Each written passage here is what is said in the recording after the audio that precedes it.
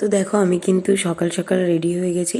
আর ভাবছো তো কোথায় যাবো, তো চলো বলবো তোমাদেরকে। আর আগে চলো মাম্মামকে তোমাদেরকে দেখাই। মাম্মাম শরীরটা কিন্তু একদমই ভালো নেই, তবুও কিছু করার নেই, যেতেই হবে, কারণ দিনটা ছিল বৃহস্পতিবার, সেদিন ছিল ভাইফোঁটা।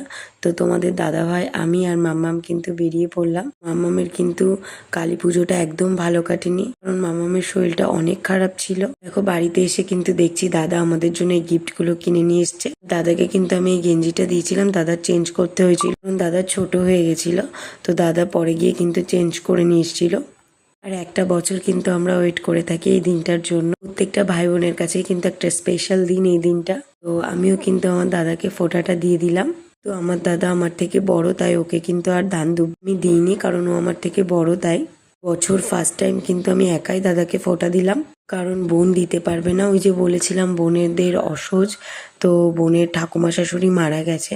তো দাদাকে দিয়ে কিন্তু এবার দাদাকে প্রণাম করছি। তো দাদা বলছে না না প্রণাম করতে হবে না, কিন্তু না তবুও করতে হবে।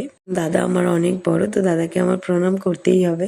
এটা বলেই মজা করছি। আর এদিকে কিন্তু বোন দাদার জন্য একটা বডি স্প্রে নিয়ে এসেছিল, কিন্তু ও ফোঁটা দিতে পারিনি, তোমাদেরকে আগেই বললাম। তো দাদা বললো ফোঁটা নয় দিতে পারবি না, কিন্তু মিষ্টি তো খাওয়াতে পারবি। তো তাই বোন কিন্তু মিষ্টিটা খাইয়ে নিচ্ছিল। আমার গলার ভয়েসটা এরকম লাগছে কারণ আমার প্রচুর ঠান্ডা লেগেছে, গলাটা কিন্তু একদম বসে গেছে। তো দাদাও মিষ্টি খাইয়ে দিল বোনকে, আর গিফটটাও দিয়ে দিল।